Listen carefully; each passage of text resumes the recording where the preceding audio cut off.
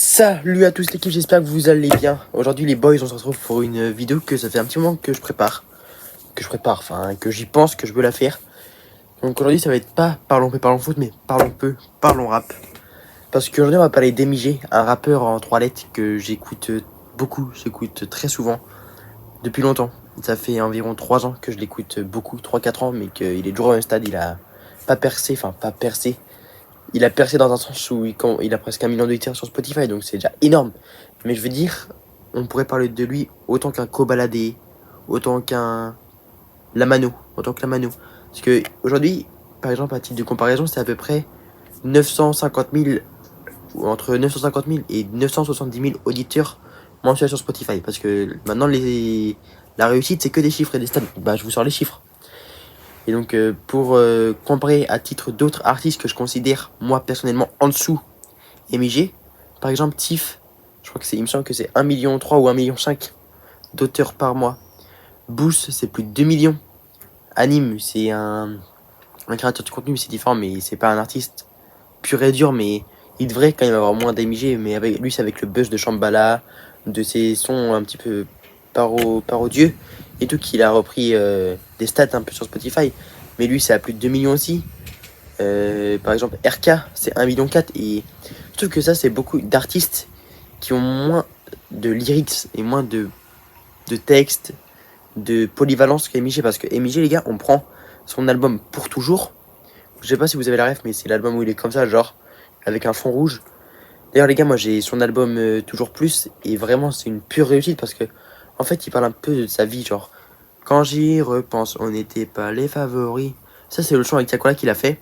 En gros, c'est un son où il parle du fait que, en fait, ils sont pas toujours, peut-être soit par des traits de leur comportement, leur casier judiciaire, ou peut-être tout simplement, je vais peut-être être un petit peu extrême, enfin, j'ai pas envie de dire ce mot-là, mais un petit peu border, un petit peu trop, comment on peut dire, abusif, mais peut-être que leur couleur de peau fait que les gens sont plus durs avec eux.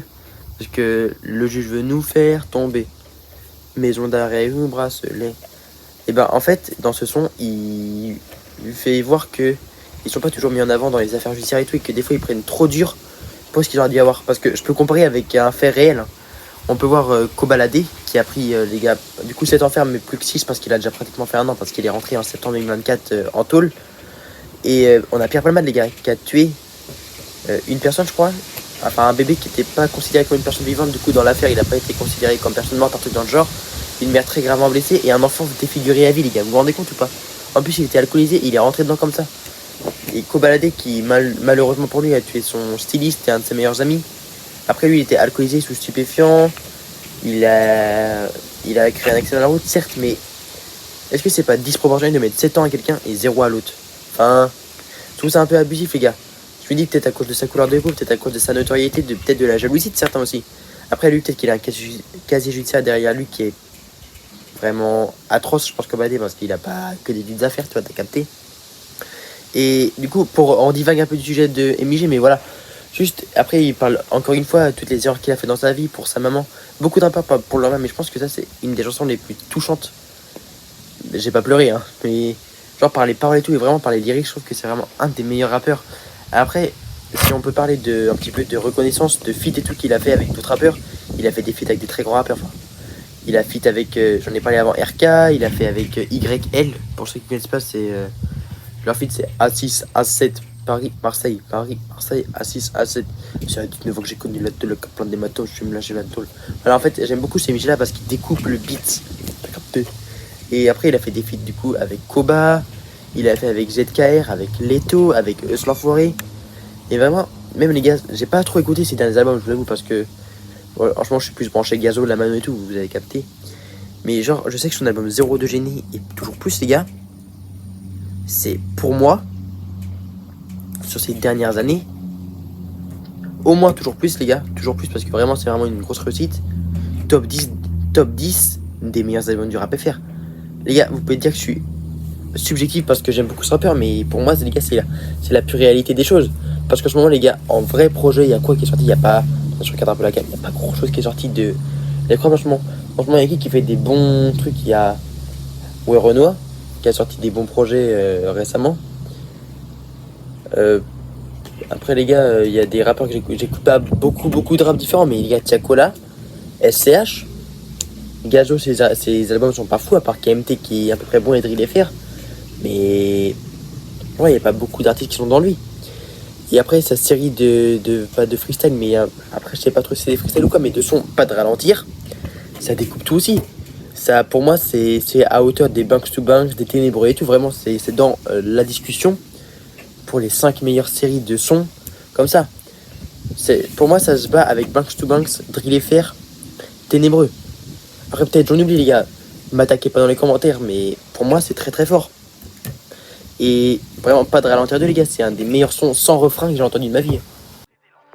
Il y a des mecs acharnés qui sont jamais béton, y en a qui sont rentrés dès leur premier plafond. Si j'avais pu, je les aurais laissés à plat ventre. Mais j'avais qu'une vapeau donc je les ai lavés. J'essayais de t'aider, même quand je pouvais pas. Toi tu m'aidais pas, pourtant tu pouvais. J'ai rien à prouver. Y a trop de polos que j'ai taché. Hier encore j'étais écroué, j'étais à la sacoche. J'étais ganté dans le froid, dans le four, je me nique la santé. Femme de corps, je pousse la balle rapide comme à là-bas pour aller en descendre dans le... Parce que je sais pas, je vais essayer de vous mettre au montage, mais là je vous préviens avant, c'est pas sûr parce que peut-être qu'il y aura des soucis de droit d'auteur ou quoi, mais vraiment les gars, c'est vraiment trop sous-côté et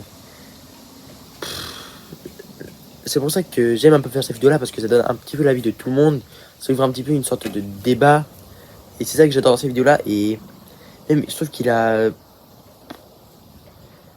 C'est vraiment même dans tout à l'heure les gars. C'est triste ces chansons quand il raconte l'histoire avec sa sœur, qu'ils sont vachement éloignés avec quand il fait de la prison et tout. Même ça a été très fort, hein, très pour beaucoup marketing de faire 2 sons, parce qu'il a fait 2 sons moi. Il a fait, attends, 30 septembre et 18 mars. En gros, c'est des sons qui racontent son entrée en prison. Et après, je crois que le premier c'est 30 septembre et le deuxième c'est 18 mars, c'est quand il sort. Parce que si je comprends bien, faut regarder dans ses sons, il explique, je crois qu'il a tué sur quelqu'un, mais qu'il a tiré sur quelqu'un, mais les gars, ça c'est vraiment une supposition que j'ai fait à l'écoute de ses paroles parce que je me suis pas vraiment renseigné. Mais ça, c'est un coup très fort marketing parce que il communique à travers des sons, ce qu'il sait le mieux faire. Son entrée, ça se fait en prison, donc à partir de, enfin ça pour moi était un très bon coup parce que ses auditeurs, même les gens qui l'écoutent pas, ça du coup, ils vont voir ça sur les réseaux. Les gens qui écoutent pas, ils vont dire tiens, je vais écouter pour voir ce qu'il a fait. Ils vont s'intéresser un petit peu à lui et petit à petit, ils vont continuer d'écouter. Et ça, c'est vraiment très fort. Et d'ailleurs, un de ses derniers sons qui est sorti, c'est un son qu'il a fait au DVM Show. C'est Génération. Là, les gars, c'est vraiment un son que moi j'adore parce que pour ceux qui me suivent depuis un petit peu de temps, j'aime beaucoup dénoncer dans mes sons, même si c'est pas des sons de grande qualité. Lui, il dénonce sa génération. Génération perdue. Tout le monde se monte, tout le monde dans le matu vu. Rien que les premières paroles, on voit ça. Et je crois que ces dernières paroles de la chanson, c'est. J'ai oublié plein de choses, mais ça résume ma génération. Et ça résume tout. Et je trouve que c'est vraiment un rappeur qui est. Même aussi, les gars, je parle beaucoup trop. Mais juste avant de dire un autre sujet, je veux juste terminer sur Génération. C'est vraiment intéressant de faire un son parce que ça permet aux gens, aujourd'hui, du coup, qui sont tous de sa génération, parce que lui, c'est un 2002, donc il a 23 ans aujourd'hui. Mais les gens comme moi qui l'écoutons, et ben, ça à nous, en fait, de prendre conscience qu'il faut pas refaire ces erreurs-là. Et même les gens qui sont de sa génération, lui, parce qu'en fait, on a un peu de la même génération, on a que 7 ans d'écart. On fait tous partie de la même génération, parce que 2002, 2000. Je vais pas vous dire ma date de naissance, les gars, mais je vous l'ai dit, c'est trop tard parce que je dis qu'on avait 7 ans d'écart. Et aussi, du coup, Michel, les gars, à travers tous ces sons, faut bien écouter les paroles parce que déjà, c'est lui qui les écrit, tout, bah, ce qui est normal. Mais il dit un petit peu tous les défauts qu'il a, toutes les choses qu'il a fait qu'il faut pas faire. Et il explique aussi bien que la drogue, la prison, tout ça, c'est pas bon. Donc ça permet aux jeunes, je sais qu'il y a les gars, je vais pas vous mentir, hein, j'ai des petits frères, ils écoutent ce que moi j'écoute.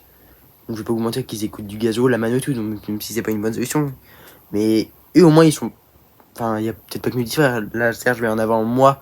Mais vous aussi, vos proches, tout. Peut-être qu'ils écoutent des trucs comme ça. Mais. Enfin, il fait une sorte de prévention sur les choses à pas faire en grandissant. Moi, je sais très bien que je vais pas le faire. J'espère pas le faire. Mais. C'est pas dans mes objectifs. En tout cas, c'est pas dans mes objectifs YouTube pour faire du buzz et tout. Mais. Je trouve ça vraiment très très fort de sa part. Et aussi, on peut rajouter, les gars, que c'est un rappeur qui est très proche de sa communauté. Parce que pour ceux qui le suivent sur Insta. Et il met souvent vous savez, des trucs, posez-moi une question, et tout le temps il répond. Tout le temps. Après, certes, il va prendre les plus intéressants ou ceux qui lui plaisent le plus à lui, mais il y a des gens qui proposent des feats, il dit pourquoi pas. Des fois, ça peut lui donner des idées en fait pour ses futurs projets, il répond tout le temps. Des fois, il tease s'il y a des prochains projets ou quoi, donc c'est pour ça que c'est vraiment intéressant de le suivre.